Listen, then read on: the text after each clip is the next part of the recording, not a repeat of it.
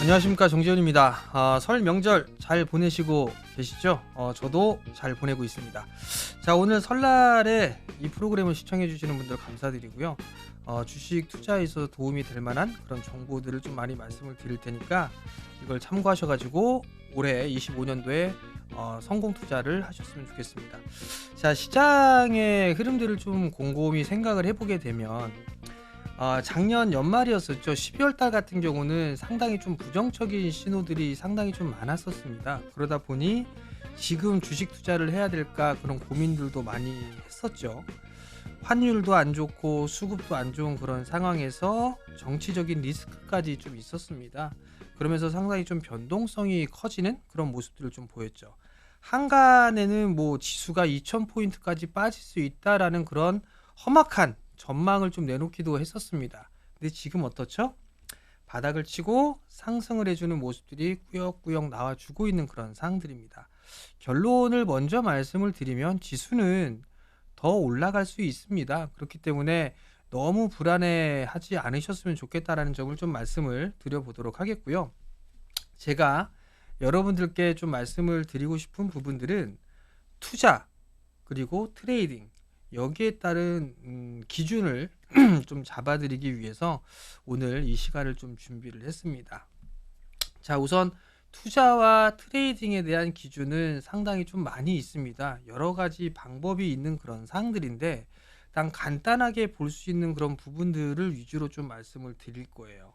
그러면 결국은 차트에 대한 부분들이 있고 그리고 또 여러 가지 지표들이 있는 그런 상황이잖아요. 거기에다가 그냥 저는 PBR을 놓고서 좀 말씀을 드리도록 할 겁니다. 자, 우선 투자에 대한 부분들을 좀 보게 되면 이동평균선에 있어서의 방향성이 가장 중요합니다. 차트를 보더라도 일봉이 있고 주봉, 월봉, 분봉 그리고 틱차트 여러 가지가 있어요. 근데 제가 서울경제 이 프로그램을 출연을 하면서 여러분들께 좀 말씀을 드렸던 부분들은 월봉 차트에 대한 얘기를 많이 말씀을 드렸었고 그 다음에 이동평균선에 대한 부분들을 말씀을 드렸을 거예요. 일봉 차트의 21선에 대한 방향성 이 부분들을 많이 말씀을 드리고 있습니다. 그렇기 때문에 이 부분들만 지켜도 일단 기본적으로 대응을 할 수 있는 그런 자리에 있다라고 보시면 좋을 것 같아요. 그리고 PBR로 좀 확인하는 기준 이 부분들을 살펴보게 된다면 사실 한국 시장은 과거 재작년도부터 시작해서 저점 자리대를 보게 되면 PBR 기준으로 보게 되면 0.8배 정도 수준은 항상 지지를 해주는 그런 모습들을 좀 보였습니다. 12월 달에 저점 자리대를 보게 되면 그 자리도 PBR 기준으로 0.83배 정도 수준이에요. 결국은 이 자리대는 물려도 수익을 보고 나올 수 있다. 확률로 따져보게 된다면 상당히 높습니다. 90% 이상이에요. 과거에는 PBR이 0.9배 이하에서 매수를 하게 되면 수익률이 90% 이상이었습니다. 근데 이게 한국 시장은 레벨이 다운됐었어요. 그 이유가 과거에 이 트럼프 대통령과 미국과 중국 간의 무역 분쟁 이 부분들이 나오면서 한국에 대한 이 체력이 많이 떨어졌죠. 거기에 따라 피해를 좀 가장 많이 보는 국가가 한국이었었기 때문에 여기에서 PBR 밴드가 한 단계 레벨 다운이 되어 있는 그런 상황들입니다.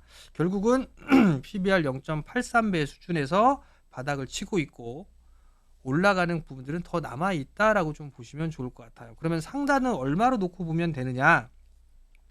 한 배 정도까지만 보더라도 2,800대예요. 그러면 지금 지수대에서 훨씬 더 많은 지수 상승이 예견이 될 수가 있겠죠. 근데 지금은 그 한 배 정도 수준보다는 조금 레벨 다운이 된 0.95배 정도 수준으로 생각을 하면 될 것 같아요. 그럼 그 자리대가 기본적으로 2600대 포인트가 좀 될 수가 있을 거예요. 결론은 그 자리대까지는 지수는 상승을 해주는 그런 모습들이 나타날 수 있다라고 생각을 하면 좋을 것 같아요. 자, 그러면 지수가 최근에 12월 달에 많이 빠졌다가 반등이 나왔습니다. 그러면 순서는 뭐가 되냐면 낙폭 과대로 빠진 종목군들, 즉 많이 빠진 종목군들이 먼저 반등이 나와요. 근데 우리나라 시장을 보게 되면 작년 하반기부터 많이 빠졌죠. 거래소보단 코스닥이 많이 빠졌고 대형주보다는 중소형주가 많이 빠졌어요.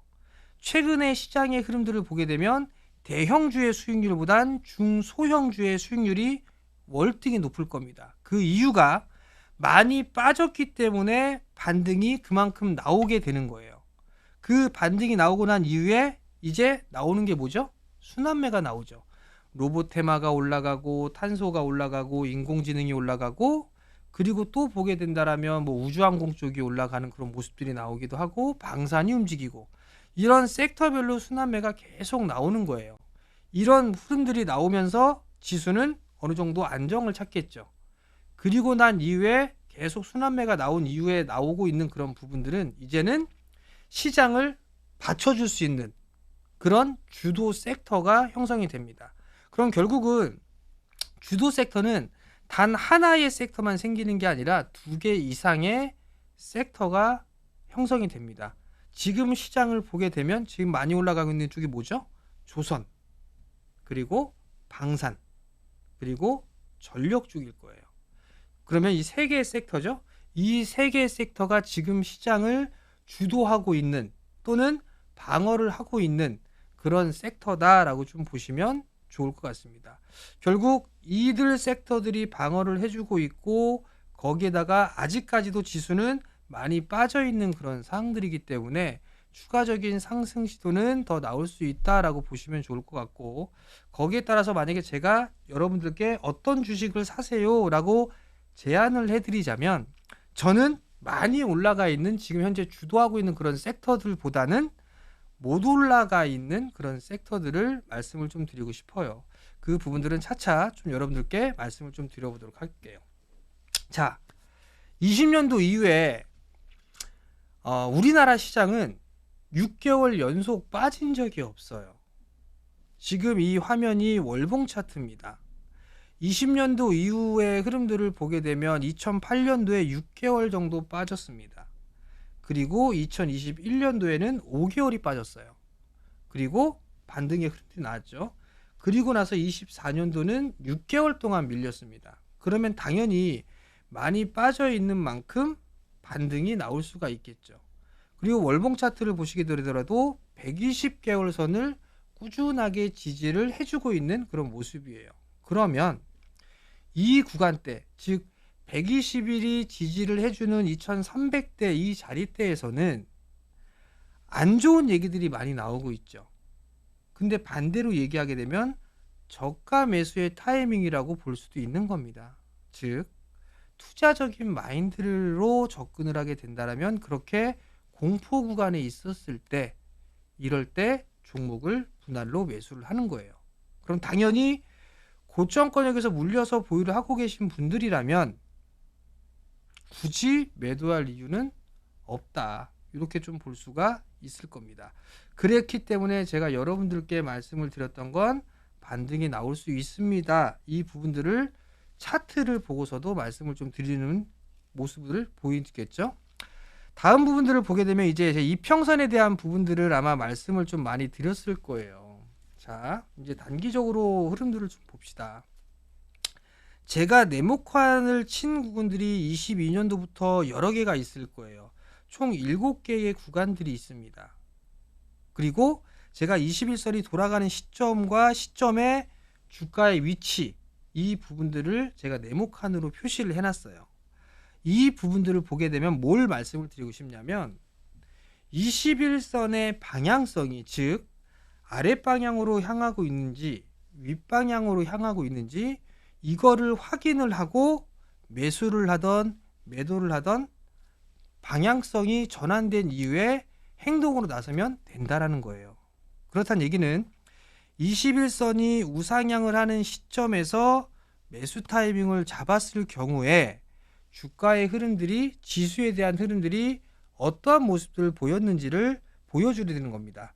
모두 보게 되면 적던 크던 수익이 나고 있는 모습들을 보실 수가 있을 거예요. 적게는 뭐 예를 들어서 뭐 4, 5%에서 많게는 10% 가까운 그 이상의 수익도 내고 나왔다더라. 그럼 지금의 위치는 어떻게 될까요? 21선의 위치가 우상향을 하고 있는 그런 모습들을 보여주고 있죠. 그렇기 때문에 조정 시에는 매수 관점으로 봐도 좋다. 이런 부분들을 말씀을 드리는 거고, 그리고 난 이후에 21선을 보고 매수를 했어요. 그러면 21선이 이탈을 할 때 매도를 한다든가, 아니면 20일이 다시 우하향을 그렸을 때, 즉 21선이 우하향을 그리고 있을 때는 그 주가의 위치는 21선보다 아래에 있다라는 얘기예요. 그렇기 때문에 주가는 21선이 이탈했을 때 매도를 하거나, 나는 좀 빨리 하고 싶어 라고 하게 되면 5일선을 기준으로 해서 대응을 하는 그런 전략들도 취할 수가 있는 그런 사항들입니다. 제가 프로그램을 출연하면서 여러분들께 많은 종목군들을 말씀을 좀 드렸을 겁니다. 그 기준에 대한 부분들도 좀 말씀을 드렸고, 차트적인 그런 부분들보다도 수익률적인 측면은 뭐 둘째 치고, 그 회사에 대한 모멘텀이라든가 이런 부분들에 대해서 좀 말씀을 드렸을 거예요. 그 부분들이 어떤 식으로 좀 진행이 됐는지 한번 좀 살펴볼 거고, 제가 지금 말씀을 드리는 부분들 여러 가지 종목군들을 말씀을 드렸지만, 제가 지금 이 21선에 대한 기준에 부합해서 선정한, 여러분들께 제안을 해드린 몇몇 종목군들을 좀 말씀을 드릴 거예요. 요걸 보고 좀 참고를 해보셨으면 좋을 것 같습니다.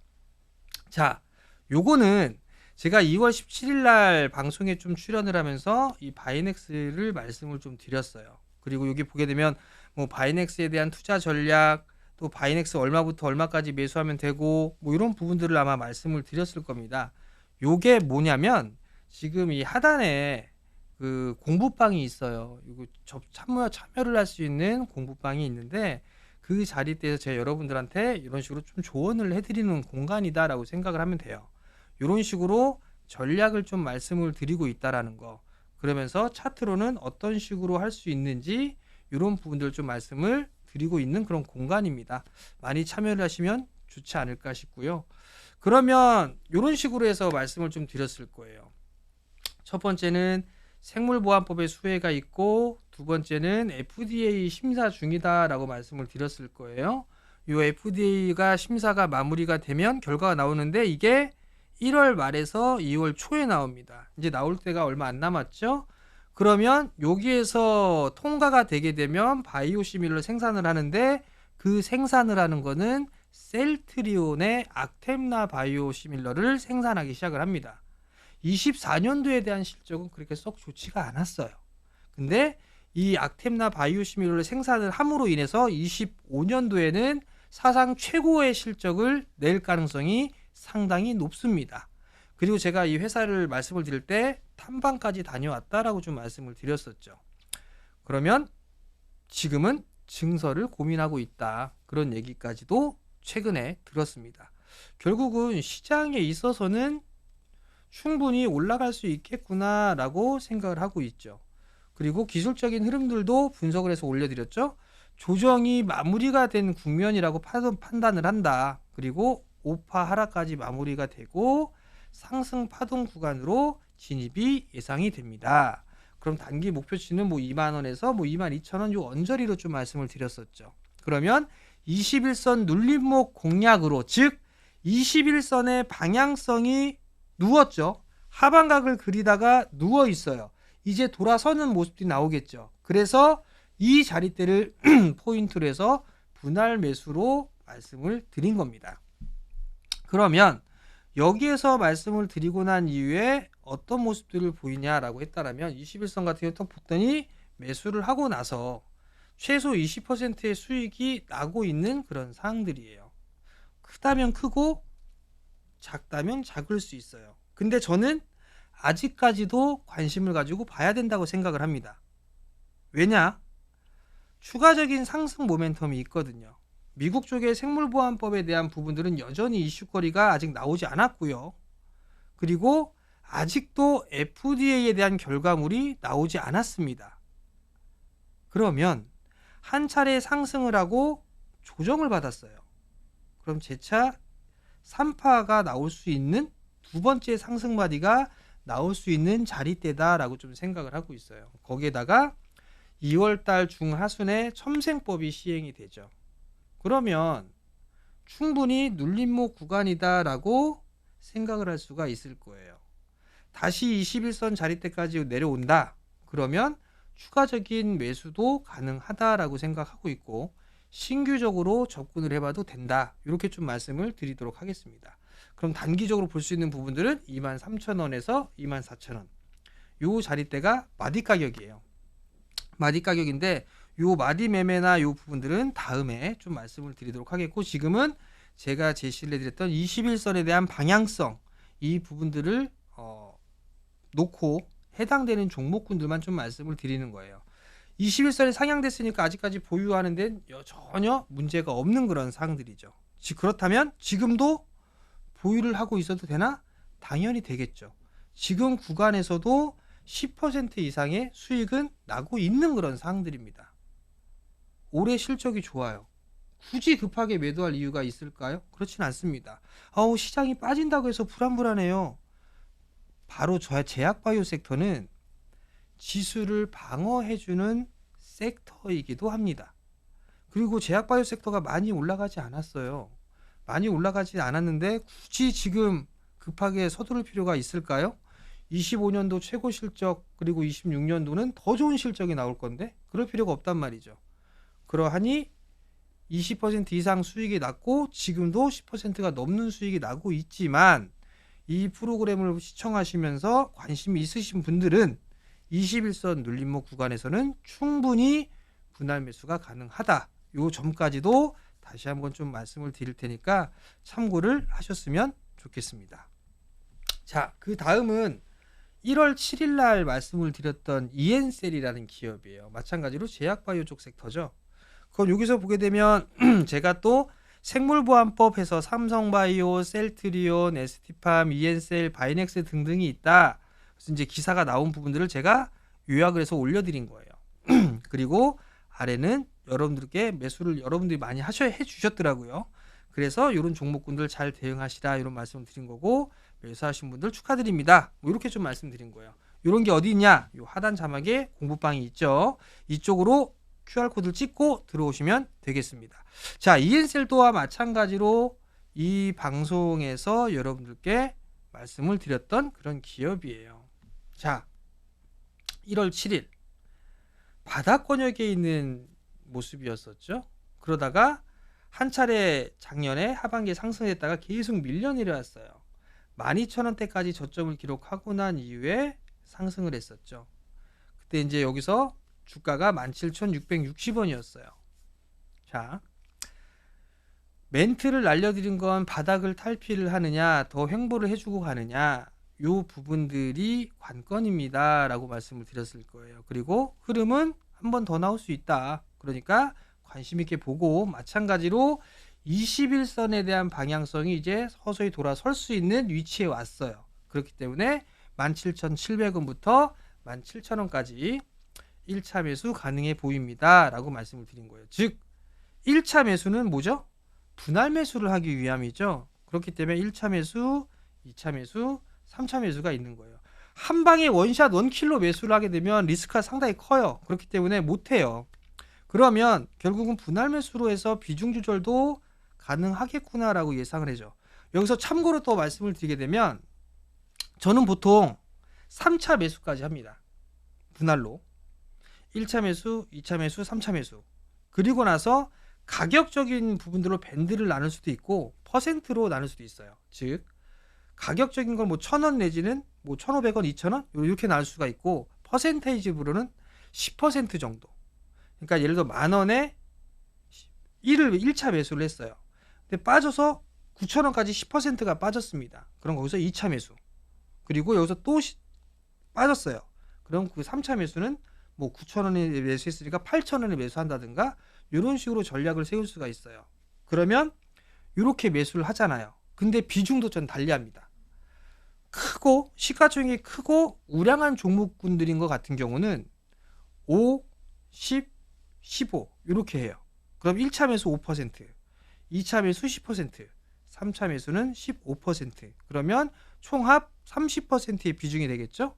그러면 내려갈수록 비중이 크게 매수를 하니까 단가는 더더욱더 낮아지겠죠. 이런 효과들이 있다라는 것까지도 첨언으로 좀 말씀을 드리도록 하겠습니다. 자, 그럼 이어서 매수를 했어요. 매수를 하고 난 이후에 보니까 바로 올라가주는 그런 모습들을 보였습니다. 6거래일, 일주일 조금 넘었네요. 그동안에 30% 이상 수익이 났습니다. 여기에서 또 보게 된다라면 사실 이 차트적으로 보게 되면 매물대 부분들을 좀 볼 수가 있어요. 요 지금 매물대 고점을 쳤던 22,000원대 중반자리대가 매물대가 제일 많았던 그런 구간이에요. 근데 거기에 매물을 두들겨 맞고 지금 밀려 내려왔죠. 근데 여기서 보게 되면 아직 움직임이 20일을 이탈하지는 않았습니다. 자, 이엔셀 제약바이오 섹터예요. 그죠? 바이넥스 또한 마찬가지였죠. 바이넥스 얘기할 때 그 얘기했죠. 생물보안법에 대한 이슈. 그죠? 첨생법 이 얘기했죠. 이 종목도 똑같습니다. 이 종목은 JP모건의 세계 컨퍼런스에 참여했던 기업이에요. 그리고 생물보안법에 있어 수혜를 충분히 받을 수 있는 기업입니다. 세 번째는 삼성이 지분을 보유하고 있는, 즉 투자하고 있는 기업입니다. 그러면 우량한 그런 부분들이 있겠죠. 이 친구도 2월 중순 정도 때까지는 저는 추가적인 상승이 나올 수 있다라고 보고 있어요. 만약에 조정을 받게 된다면 저는 충분히 분할 매수 포인트로 잡아볼 수 있겠구나. 21선 기준부터 1, 2, 3 이렇게 매수를 해보면 상당히 좋겠죠. 어찌됐든 여러분들께 말씀을 드리고 난 이후에 단기에 30% 이상 급등이 나왔다는 점. 뭐 이런 정도면 그래 21선 방향성을 보고 해보는 것도 나쁘지가 않겠구나. 이런 것들을 생각을 할 수가 있을 겁니다. 다음 종목군들 한번 볼까요? 자, 그리고 이거는 12월 24일 날 말씀을 드린 기업이에요. 피롭틱스를 좀 말씀을 드렸죠. 옆에는 마찬가지로 여러분들께 공부를 했던 피롭틱스는 어떤 부분들이 있고 유리기판 쪽에서는 어떤 종목군들이 관심이 있고 관련된 종목군들이고 유리기판 접근이 가능해 보이네요. 이런 쪽으로 얘기를 했고 말씀을 좀 드렸었고 종목군들을 계속적으로 얘기를 해드렸죠. 이 부분들이 어디에 있다고요? 이 하단에 공부방 링크를 타고 들어오시면 됩니다. 자, 이렇게 해서 말씀을 드렸어요. 그리고 방송에서다가도 얘기가 있었죠. 크리스마스 이브 때 이거 매수하신 분들은 따뜻한 성탄절을 보내지 않았을까 그런 좀 생각이 드네요. 저희도 과거에 이 피롭틱스 수익을 내고 나왔던 그런 기업이에요. 유리기판에 관련되어 있는 기업이죠. 디스플레이 쪽 섹터예요. 근데 이 친구가 원래는 2차전지 쪽 필에너지에 분사를 하기 전에 2차전지 쪽 사업도 같이 하고 있었어요.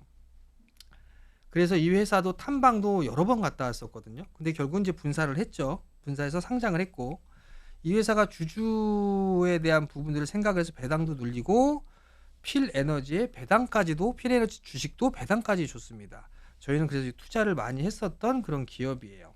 근데 최근 들어서 또 확인해 보니까 유리기판 쪽에 있어서의 관심이 상당히 좀 뜨겁습니다. 근데 보니까 이 필옵틱스도 유리기판 쪽에 사업을 하고 있어요. 그래서 유리기판 쪽의 흐름들을 좀 체크를 해보니까 일정들이 다 정확하게 있더라고요.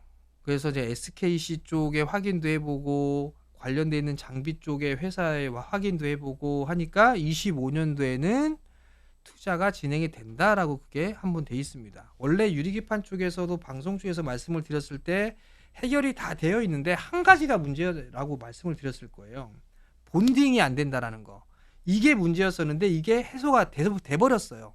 그래서 25년도에 투자가 된다. 그러면 25년도에 투자가 되는데 타임 스케줄은 1분기에 장비 발주가 있을 거예요. 그리고 8월 달에 장비 반입이 있습니다. 그러면 1분기 때 수주가 되겠죠, 기업들. 그리고 8월 달에 입고가 되겠죠. 요 타임 스케줄이 있습니다. 그렇기 때문에 SKC 쪽의 관련 종목군들이 많이 또 움직여주는 그런 모습들이 나와주고 있죠. 그리고 SK가 제일 빠르지만 후발 기업들이 있죠. 삼성전기와 LG이노텍. 이 친구들도 유리기판 사업을 하고 있습니다. 근데 삼성전기는 제가 알기로는 조치원 공장에서 파일럿을 돌리고 있는 상황으로 알고 있습니다. LG는 제가 파악을 못했어요. 근데 삼성 쪽 같은 경우도 27년도에 생산을 하겠다라고 발표를 했단 말이죠. 그러면 내년도에는 장비 발주가 시작이 돼야 될 겁니다. 거기에 따른 관련주도 있죠. 즉 유리기판은 대기업들이 다 하고 있는 상황이기 때문에 관련 기업들까지도 묶어서 봐야 돼요. 어찌됐든 유리기판에 관련되는 종목군들이 있는 상황이니까 이 부분은 잠시 뒤에 좀 말씀을 드리도록 하겠고, 24일날 어찌됐든 19,000원에서 18,000원까지 분할 매수 한번 해보세요 라고 말씀을 드렸어요. 그러면 그리고 그 전에 관심이 계속 갖고 있습니다, 관심 있게 보세요 라고도 말씀을 많이 드렸어요. 그러면 결과는 어떻게 됐을까요? 자, 작년 9월달 10월달에도 21선이 방향성이 전환이 됐습니다. 매수를 해서 약간의 수익을 내고 나왔어요. 그리고 난 다음에 여러분들께 다시 12월 24일 크리스마스 이브날 출연해서 여러분들께 말씀을 드렸습니다. 말씀을 드리고 배당락 당하고 하루 더 밀리고 그러면서 도치형의 캔들, 즉 매수의 기는 충분히 나왔죠. 그리고 난 이후에 유리기판 이슈가 나오면서 급등을 합니다. 33,400원까지 상승을 했어요. 여러분들께 소개를 시켜드리고 난 이후에 80% 이상 급등이 나온 거죠. 그러면 제가 방송 초반에 이 종목을 매수하셨다면 따뜻한 크리스마스를 보내셨을 거다라고 말씀을 드렸죠. 이렇게 크게 상승이 나왔으니까. 작은 수익이 아니죠. 80% 이상의 수익이라면. 아마 근데 여기에 좀 자랑을 한다면 여기 탁 해서 뭐 최저가에 얼마에 매수해서 최고가 얼마에 수익률이 얼마다 뭐 이렇게 딱 나왔을 것 같은데 저는 그렇게 안 하죠. 그냥 뭐 80% 이상 수익 났다, 급등하고 있다, 뭐 이런 부분들만 있단 말이죠. 자, 어찌됐든 제가 여러분들께 설명드린 부분들이 어렵진 않을 거예요. 21선에 대한 방향성, 요 부분들만 놓고 여러분들께 말씀을 드리는 겁니다. 참 쉽죠? 근데 막상 해보면 또 어려워요. 왜 어렵냐? 언제 올라갈지도 몰라요. 거래량이 언제 터질지 몰라. 어떠한 이슈가 있는지도 몰라. 아무것도 몰라요. 어렵죠? 그렇기 때문에 제가 여러분들한테 조언을 해드리지 않습니까? 그런 부분들 오면 되고, 첨언을 해드리자면 삼성전기 조정 시에는 좀 보셔야 될 거예요. 우량주 좋아하시는 분들은. 왜냐면 유리기판 쪽 많이 하고 있죠. 그리고 종목군들로 보게 되면 피롭티스가 제일 많이 올라갔어요. SKC하고. 이들 종목군들을 제외하게 되면 순환매가 나올 수 있는 기업들이 ISC, SKC가 인수를 했죠. ISC를 왜 인수를 했을까? 반도체 링을 만드는 거예요. 소재, 부품을 만드는 겁니다.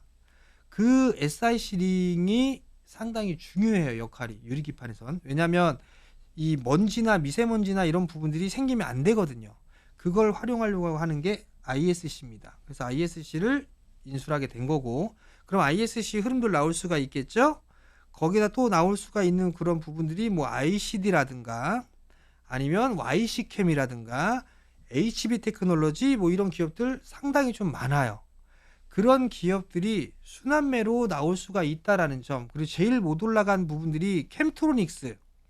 이쪽은 SKC 쪽은 아니에요.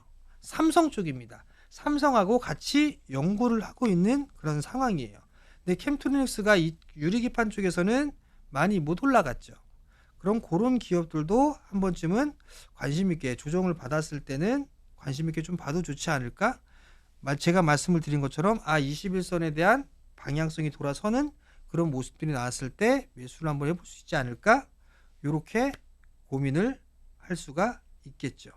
이거 이외에도 다른 섹터들이 좀 상당히 많이 있습니다. 무조건 뭐 유리기판 쪽만 보는 게 아니라 다른 종목군들, 다른 섹터, 다른 업종군들에서도 이러한 부분들의 모습들을 볼 수가 있기 때문에 일단은 단순하게 여러분들께 소개를 시켜드리는 거예요. 자, 그러면 연휴 이후에는 무엇을 매수를 해볼까? 이게 이제 고민이에요. 먼저 말씀을 좀 드리게 되면 시장은 계속적으로 순환매가 나올 겁니다. 어떤 쪽 섹터는 올라간다면 어떤 쪽 섹터는 조정을 받을 수밖에는 없어요. 즉, 지수가 저는 계속 상승을 해야 된다라고 말씀을 드립니다. 근데 지수가 올라가질 못하고 있어요. 그 이유는 시총이 큰 3대 섹터, 반도체, 2차 전지, 제약 바이오, 이 세 개 섹터가 움직여줘야 됩니다. 트럼프 취임 이후에 2차 전지가 한번 출렁거렸어요. 매수 기회라고 저는 생각을 합니다. 왜? 기저효과가 분명히 있을 겁니다. 아마도 목표가 하향 리포트는 계속 나올 거예요. 왜? 4분기 실적이 안 좋으니까. 근데 2차 전지가 밀린다 하더라도 최근에 형성되어 있던 저점을 저는 이탈하지는 않을 걸로 보고 있어요. 원자재 가격 돌아서고 있습니다. 그리고 전기차가 어찌됐든 성장은 지속하고 있어요. 가장 중요한 건 중국을 옥죄게 된다라면 반사 이익을 얻을 수 있는 건 한국과 일본이에요. 근데 주도권은 한국이 갖고 있죠. 그리고 자동차뿐만 아니라 로봇, 드론, ESS 여러 가지들이 있죠. 그리고 3월 달에 인터배터리가 예정되어 있습니다. 그러면 3월 달에 인터배터리가 나오게 된다라면 무슨 얘기가 나올까? 삼성이 파일럿으로 전고체 테스트하고 있다고 그랬죠. 소형? 전고체 이슈가 될 거고요. LFP도 이슈가 되겠죠. 이러한 관련주들 같은 경우 볼 수도 있겠죠. 그러면 2차 전지적 섹터들도 관심 있게 좀 보자. 긴 관점으로. 왜? 역배열이니까. 지금은 단기적인 트레이딩 관점으로 얘기를 하고 있는데 투자 마인드는 이때 하는 겁니다. 이때 역배열 구간에서. 지금 보면 에코프로 BM이나 포스코 퓨처엠이나 포스코 홀딩스 소위 말해서 2차 에코프로 그룹주들과 포스코 그룹주들은 역배열 권역에 있죠. 걔네 그 친구들이 계속 안 좋아질까요? 돌아서는 모습들이 충분히 나올 수가 있습니다. 그럼에도 불구하고 선뜻 매수하기는 어려워요. 왜? 안 된다, 안 된다, 안 된다, 안 된다. 안 된다는 얘기들만 계속 나오고 있어요. 거기에다가 트럼프 리스크까지 있죠. 이제 이게 해소되는 단계예요. 불확실성이 해소가 됩니다. 그럼 주가는 바닥이 나올 수가 있겠죠. 어찌됐든 시장의 순환매는 계속 나와요. 그러면 눌림목 공략을 할까? 장기적으로 분할 매수를 할까? 이 부분들을 기준을 설정할 수가 있을 겁니다. 두 번째로는 수급에 대한 변화들도 서서히 좀 생겨나가고 있는 그런 사항들이에요. 작년 4분기부터 연기금이 좀 매수하기 시작했죠. 외국인들도 매도가 일시적으로 멈췄어요. 이게 계속적으로 될지 모르겠지만 외국인 쪽도 매도, 대량 매도에 대한 부분들은 없어졌습니다. 그럼 기술적으로 변화가 좀 생기겠죠. 추후에는 아마 이 21선에서 한 단계 업그레이드를 해야 될 거예요. 뭐냐면 61선. 요건 아직까지는 진행이 되지 않았으니까 요 구간대가 되면 제가 이 방송을 통해서 말씀을 드릴 거예요. 자, 그리고 그 다음에 봐야 될 건 낙폭과대, 순환매, 주도주라고 했어요. 낙폭과대의 반등은 다 나왔어요. 얼추다. 그럼 순환매가 계속 나옵니다. 지금은 2월 달은 이 순환매를 봐야 될 거예요. 그리고 난 다음에 주도주가 생겨납니다. 조선, 방산, 전력 얘네들이 주도 섹터를 계속 유지할 거냐 아니면 다른 섹터로 탄생할 거냐 이 부분들은 2월 달에 결정이 되지 않을까 그렇게 좀 생각을 하고 있습니다. 자, 여기서 나왔죠? 이제는 61선 안착을 하는 종목군들 방향성을 좀 전환하는 종목군들을 봐야 될 겁니다. 그리고 수급적으로 바뀌었죠. 그렇기 때문에 외국인이나 기관이 매수하는 종목군들을 봐야 될 거예요. 최근 들어서 보게 되면 연기금 쪽에서 많이 빠져 있는 기업들의 매수가 많습니다. 그러면 좀 안정적으로 하고 싶다라고 하게 되면 연기금 쪽에 있어서의 매수해주는 종목군들을 봐도 좋겠죠? 그리고 난 좀 빠르게 하고 싶어. 그럼 투신 쪽에 매수하는 종목군들을 봐도 좋을 거예요. 그리고 이제 주가는 많이 반등이 나왔기 때문에 바닥을 탈피를 하게 될 거예요. 그러면 거래량이 증가가 되는, 즉 매수세가 계속적으로 들어오는 그런 종목군들을 관심을 가지고 봐야 되지 않을까, 그렇게 말씀을 좀 드려보도록 하겠습니다. 자, 그런 측면에서 이 종목이 뭔가요? 두산 로보틱스입니다. 참 말 많고 탈 많았죠. 제가 로봇주들을 볼 때 여러분들 어떤 기업들을 보라고 했죠? 방송에서 대기업이 투자하는 기업, 그죠? 레인보우 로보틱스, 엔젤 로보틱스, 로보티즈, 로보스타, 유일 로보틱스, 다 대기업과도 연관돼 있죠. 근데 두산은 직접 해요. 두산 로보틱스. 안 좋았던 부분들이 이게 합병에 대한 이슈, 뭐 이런 부분들로 인해 상당히 좀 안 좋았었잖아요. 협동 로봇 쪽에 있어서는 두산 로보틱스가 탑입니다. 근데 주가는 못 올라갔습니다. 과연 여기서 멈출까? 21선의 방향성은 돌아섰어요. 근데 주가는 요 박스 구간에서 횡보를 하고 있죠. 매물 소화를 하고 있어요. 그리고 나서 다시 한번 추가적으로 움직이게 된다라면 이 종목은 적게는 뭐 8만원대에서 많게는 6자리까지도 움직임이 나올 수가 있지 않을까 싶어요. 그렇기 때문에 이런 종목군들 한번 관심 있게 좀 보시면 좋지 않을까, 그런 부분들 좀 말씀을 드려보도록 하겠고요. 그리고 이 로봇주들 이외에 못 올라가 있는 로봇주들이 있어요. 뭐 LG 쪽에서 엔젤 로보틱스 뭐 이런 기업들 못 올라갔단 말이에요. 그럼 이런 쪽의 기업들도 함께 보면 좋지 않을까, 그런 점을 좀 말씀을 드릴 테니까 이건 좀 참고를 해보시고, 두산 로보틱스도 나쁘진 않다, 이렇게 좀 말씀을 드리도록 하겠고요. 그 다음 와이팜이라는 기업이에요. 와이팜 생소하죠? 저도 생소해요. 자, 월봉 차트예요. 20년도 코로나 시기 때 지나고 나서 한참 좋을 때 상장을 했습니다. 2만원의 고점을 기록하고 지금 쭉 밀려서 최저점은 2,000원대예요. 그리고 최근 이제 3,000원대에 회복했습니다. 자, 이건 제 좀 역발상이라고 볼 수도 있을 것 같은데, 이 기업이 통신 장비 쪽, 요쪽에 관련되어 있는 기업이에요. 증폭기를 만드는 그런 기업입니다. 왜 그러냐면 미국에서는 지금 전력 쪽이 노후화되어 있고 이런 얘기들 계속 합니다. 그래서 전력 쪽에 있어서의 종목군들이 계속적으로 좋은 흐름들이 나오고 있죠. 전력 쪽만 그런 게 아니라 통신망 쪽도 상당히 노후화됐어요.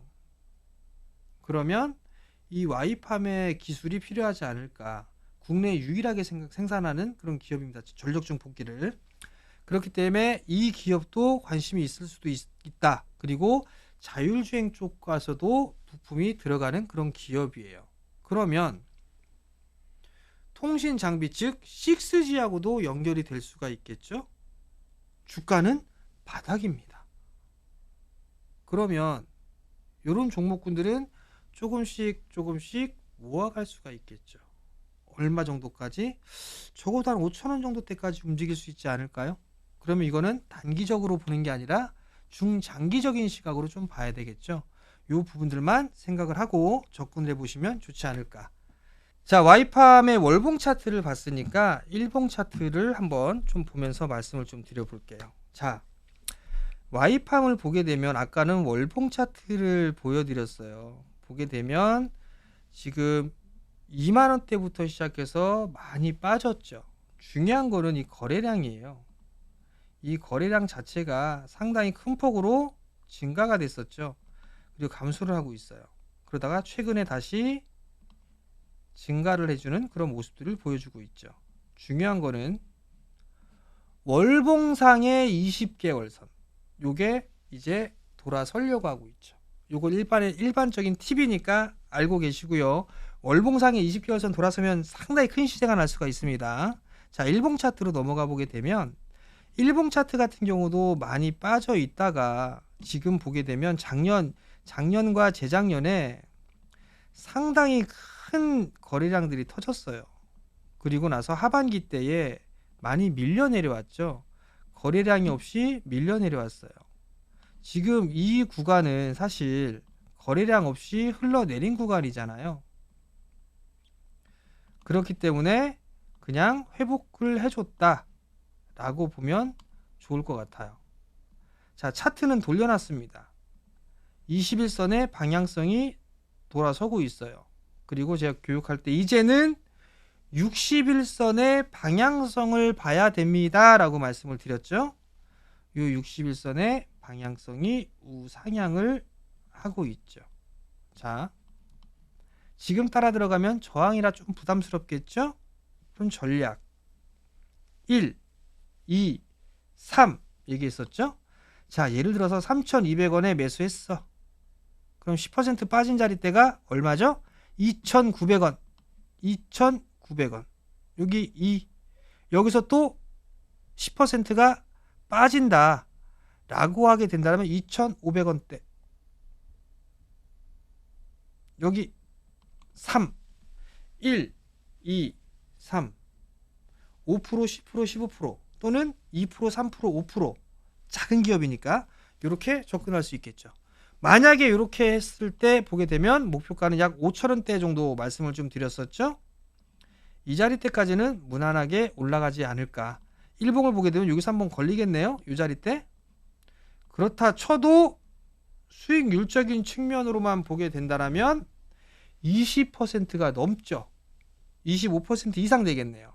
그렇기 때문에 이런 종목군들도 관심 있게 한번 볼 수 있다. 이렇게 좀 보면 좋을 것 같습니다. 자, 와이판까지 좀 봤고요. 그 다음에 다음 종목은 또 뭘 볼까? 이걸 또 고민해 볼 필요성은 있겠죠. 세트레가이예요. 세트레가이인데 세트레가이는 이 프로그램을 통해서 소개를 시켜드렸던 그런 기업이기는 해요. 4만원 이하권역에서는 분할로 매수 포인트를 잡아도 좋을 것 같고 좀 긴 관점으로 봐도 좋다라는 부분들을 좀 말씀을 드렸어요. 우주항공 쪽 섹터는 조금 이 방산 쪽이나 아니면 그 전력 쪽이나 이런 쪽보다는 좀 약하죠. 조선이나 뭐 방산 이런 쪽보다는 좀 약해요. 그렇지만 이 우주항공 쪽 섹터 같은 경우도 여전히 저는 성장을 해 나갈 수 있는 그런 섹터로 저는 판단을 하고 있어요. 머스크에 대한 수혜, 트럼프에 대한 수혜 이 부분들을 따져볼 수가 있다. 근데 트럼프 대통령의 수혜는 일단 화성에 대한 부분들을 언급을 했었죠. 우주방위군도 언급을 했었습니다. 그만큼 중요하다는 얘기 거고 머스크 같은 경우도 지금 저궤도 통신 즉 6G 이 사업을 하기 위해서는 우주항공 쪽에 있어서의 성공이 필수적입니다. 스타링크가 올해 상반기에 국내에서 이제 출시가 되죠. 그렇게 된다면 우리나라 쪽에 있어서도 준비를 해야 될 수밖에 없어요. 그렇기 때문에 우주항공 쪽 섹터는 여전히 관심을 가지고 봐야 된다는 점은 다들 아실 거고요. 그리고 또 한 부분들을 보게 되면 트럼프 대통령이 당선이 되고 그리고 나서 이제 대통령이 되고 나서 어떤 기업들이 수혜를 받을 거냐 그런 부분들 보게 되면 하나 그룹주들 좀 얘기가 많이 나오고 있어요. 하나 에어로스페이스, 하나 시스템 이런 애들이 좀 많이 있죠. 하나 엔진 이런 기업들이 많아요. 하나 엔진하고 하나 오션이랑 하나 에어로스페이스는 많이 올라갔어요. 그죠? 따라 들어가기 부담스럽습니다. 그럼 요 하나자 들어가는데 못 올라가 있는 게 뭐가 있죠? 하나 시스템. 하나 시스템도 우주항공 쪽에 있어서 수혜를 받을 수가 있죠. 이것도 여러분들한테 말씀을 좀 드렸을 겁니다. 덤으로 이 하나 시스템도 같이 보셔도 좋다라는 거 그 분들 말씀을 드리고 거기에다가 한화에서 인수한 기업이 세트레가이예요. 세트레가이를 인수를 했단 말이죠. 그리고 난 이후에 올 작년부터 시작해서 분기 흑자 전환이 됐습니다. 아마 올해는 온기에 다 걸쳐서 흑자로 전환될 가능성이 높아요. 수주잔고가 어마어마하게 많습니다. 세트레가이 같은 경우 3년치 일감을 이상 5천억대 이상 5천억대 후반일 거예요. 그 이상의 수주잔고를 가지고 있다. 그리고 계속적으로 정부 쪽에 있어서는 투자를 할 수밖에 없는 그런 사항들이거든요. 그렇기 때문에 충분히 수혜를 받을 수가 있다라고 좀 보시면 좋을 것 같아요. 월봉 차트예요. 월봉 차트를 보게 되면 지금 한 차례 크게 상승을 했다가 수렴하는 그런 과정들을 계속 버티고 있죠. 그리고 난 다음에 20개월 선과 60개월 선의 방향성이 조금씩 우상향하고 있죠. 거기에다가 5개월 선도 돌아서는 그런 모습들을 보여주고 있습니다. 자, 여기서 한번 퀴즈 한번 내볼까요? 월봉상 5개월 선이 일봉상 며칠 선이냐? 요 계산하실 분 있나요? 아마 없을 겁니다. PD님도 계산을 못할 겁니다. 왜? 따로따로 보니까 그런 생각을 안 했거든요.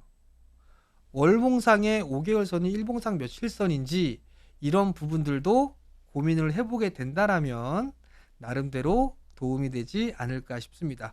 보통 보게 되면 한 달에 20거래일이잖아요. 그죠? 20거래일. 5개월이면 100일선이 되겠죠. 그런데 저는 요거를 120일선 정도로 저는 생각을 하고 있어요. 그러면 월봉 차트를 딱 보게 되면 5개월 선 돌아섰네? 그러면 120일선 돌아서네? 이런 식으로 좀 생각을 할 수가 있겠죠. 그럼 여기다가 3개월 선을 집어넣게 되면 60일선이네? 이렇게 생각을 할 수가 있겠죠. 월봉 차트를 보고도 투자가 가능하다라는 점, 이 부분을 기억을 하시고 팁이니까 좀 말씀을 드렸을 겁니다. 이 세트레 가이도 설 이후에는 계속 봐야 될 부분들이 아닌가 싶어요. 그러니까 우주선 발사 예정되어 있고 미국 쪽 관심 갖고 있고 우주항공청에 있어서도 충분한 이슈거리가 있고 예산이 증액됐죠. 거기다가 425 사업 계속 진행하고 있죠.